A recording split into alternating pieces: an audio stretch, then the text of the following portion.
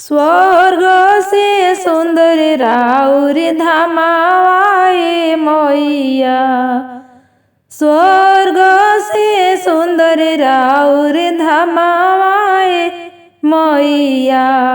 अमृत से मीठा राउर नमावाए मैया। अमृत से मीठा राउर नमावाए मैया। स्वर्ग से सुंदर राउर धमावाए मैया। अमृत से मीठा राउर नमावाए मैया।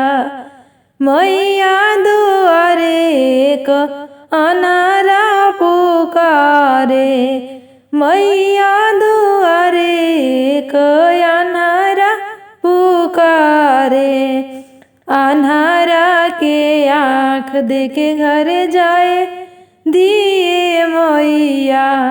अन्हारा के आँख देके घर जाए दिए मैया। मैया दुआरे एक लंगड़ा पुकारे।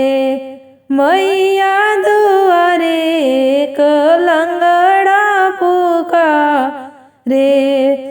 लंगड़ा के पैर देके घर जाए दिए मैया। लंगड़ा के पैर देके घर जाए दिए मैया। स्वर्ग से सुंदर राउर धमावाए मैया। अमृत से मीठा राउर नमावाए मैया। अमृत से मीठा राउर नमावाए मैया। मैया दुआरे एक कोढ़िया पुकारे। मैया दुआरे एक कोढ़िया पुकारे। कोढ़िया के काया देके घर जाए दिए मैया। कोढ़िया के काया देके घर जाए दिए मैया। मैया दुआरे एक निरिंधन पुकारे। मैया दुआरे एक निरिंधन पुकारे। निरिंधन के धान देके घर जाए दिए मैया। निरिंधन के धान देके घर जाए दिए मैया। स्वर्ग से सुंदर राउर धमावाए मैया। अमृत से मीठा राउर नमावाए मैया। अमृत से मीठा राउर नमावाए मैया।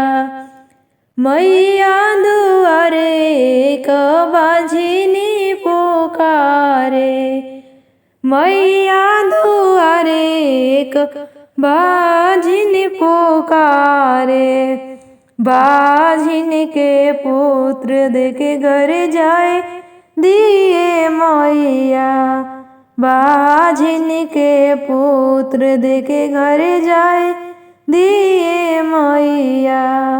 मैया दुआरे एक बालका पुकारे। मैया दुआरे एक बालका पुकारे। बालका के बुद्धि विद्या देके घर जाए दिए मैया। बालका के बुद्धि विद्या देके घर जाए दिए मैया।